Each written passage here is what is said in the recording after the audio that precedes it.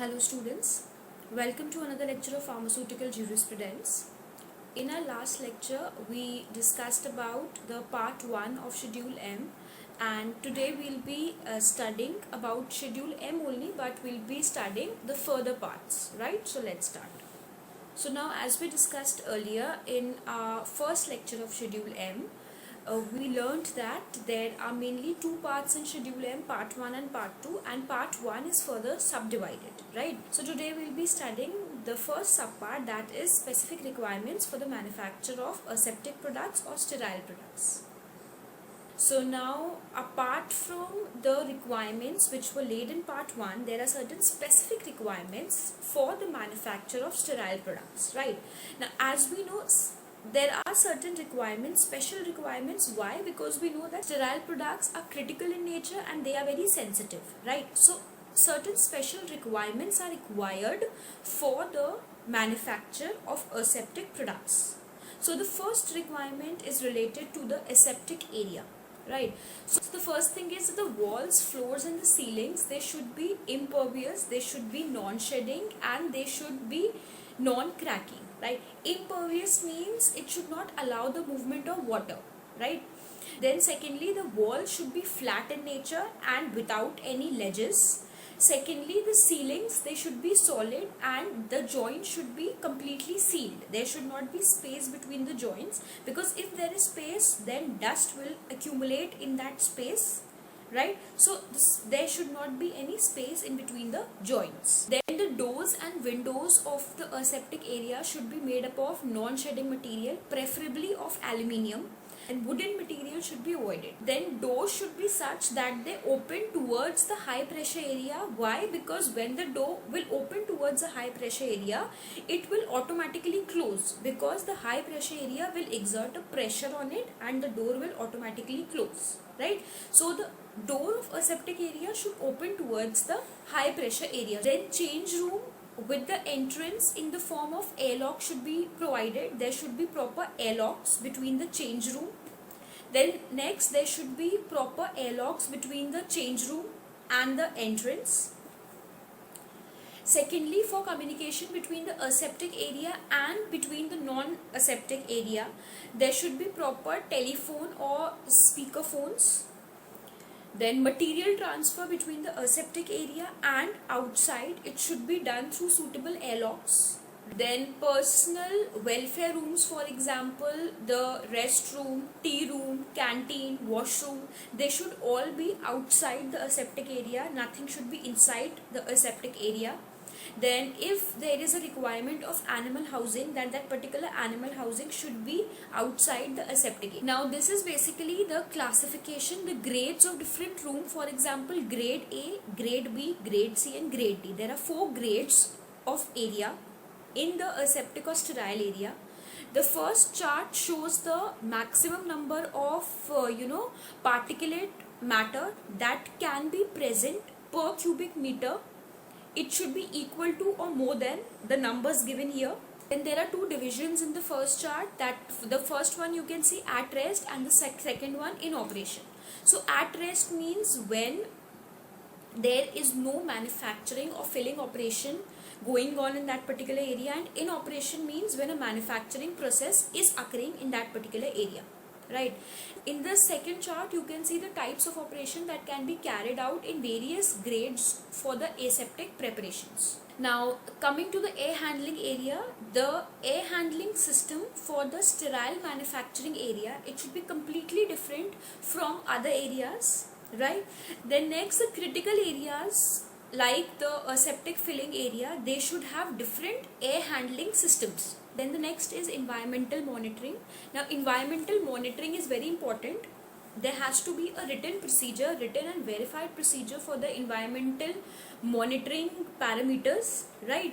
And those parameters should be checked at a regular interval of time, and those parameters, the results of the testing should be documented properly and all the records should be maintained. Okay, the next, coming to the garments. So the garments which are worn by the personals, they should be basically made up of non-shedding materials and they should be light in nature. Mainly the cotton clothes should be avoided, right? Then the gloves which are worn by the personals, they should be mainly made up of latex or plastic material, right? And they should be preferably powder free.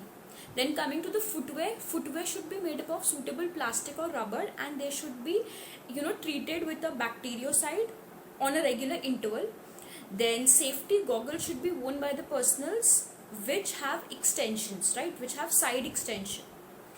Then garment changing room should be a separate room, and the procedure for the changing of that particular garment should be documented, and personnel should be trained regarding the same.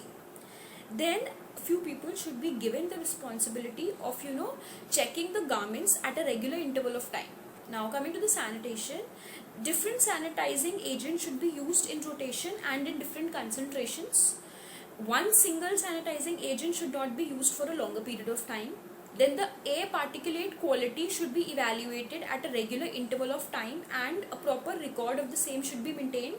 Now whichever sanitizing agents you are using on a daily basis in rotation, all those sanitizing agents, they should be properly documented. Names of those agents should be properly documented. A record should be maintained. There has to be a written procedure for the sanitation of the sterile processing facilities.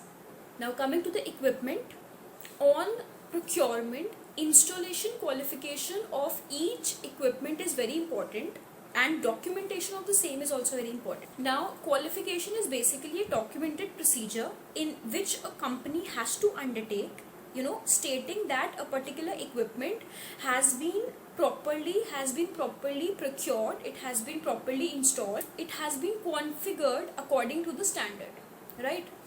Then the equipments which are used for critical operations, they should be specifically validated, and the validation report should be documented properly. Then standard operating procedures for each and every equipment should be available. Then the equipment should be properly calibrated, and they should be properly cleaned and maintained. Now coming to the water system and steam system, potable water should be used for the preparation of purified water, and the specifications for purified water is it should not have more than 100 colony forming units per 100 ml. Then secondly, no pathogenic microorganism should be present. Then the water for injections should have not more than 10 colony forming units per 100 ml. This is the specification for water for injection according to IP. Then there has to be a written microbiological monitoring program for different grades of water. Now coming to the manufacturing process, so bulk raw material, they should be preferably monitored for bioburden. Bioburden is mainly the amount of microorganisms which are present on the surface, right? And the bioburden should not be more than 100 colony forming units per ml. Then next, the time between the start of the preparation of any solution and its sterilization through a microorganism retaining filter should be minimized. The time between the two should be as less as possible. Then secondly, each lot of the finished product, they should be filled in one single continuous operation. No lag time should be there between the filling operation.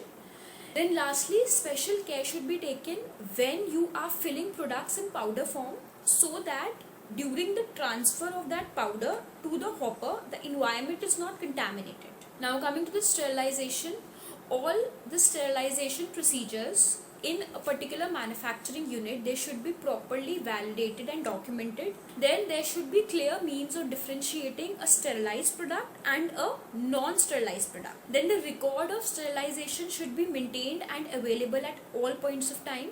Then the filled containers of parental products, they should be inspected individually for any defects or any contamination. Now coming to the product containers and closures, all the containers which are to be used for aseptic products or sterile products, they basically should comply with the requirements which are stated in the pharmacopoeia. Then it shall be ensured that the containers which are being used, which are being chosen for a particular product, they are such that when coming in contact, they are not absorbed into the product, or they do not affect the product adversely. No second hand or used containers or closures should be used. Now coming to the documentation. Documentation is very important because as we have studied earlier also, it is very important to document, to write down, to record whatever you are doing practically. So the manufacturing records relating to the manufacture of sterile products, they should indicate certain details. We'll just study these points. The first being, it should bear the serial number of the batch manufacturing record. Secondly, it should bear the name of the product. It should bear the reference to the master formula record. It should bear the lot number, the batch size, batch. Then the date of commencement of manufacture and the date of completion of manufacture. Then it should bear the date of manufacture and assigned date of expiry. It should also bear the date of each step in manufacturing. Then it should bear the names of all the ingredients. It should bear the quality of all the ingredients. It should bear the control reference number for all the ingredients which are present in that particular product. Then time and duration of blending, mixing should be, stated. Then pH of the solution should be stated whenever it is applicable. Filter integrity testing record should be there. Then temperature and humidity record should be available. Records of plate count should be available wherever required. Results of pyrogen test should be there. Results of weight or volume of drug filled in containers should be there. Then there should be leak test records available. Then inspection records should be there. Sterilizing records should be there, including autoclave leak test. Container washing records should be available. Total number of containers filled record should be available. Then total number of containers which are rejected at each stage record should be available.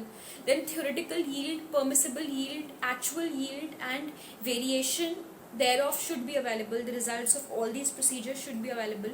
Clarification for the variation in the yield beyond permissible limit should be available.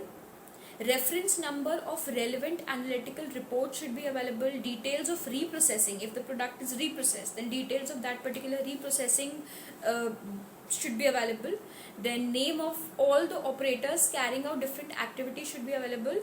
Environment monitoring record is very important for sterile products, so record of environment monitoring should be available.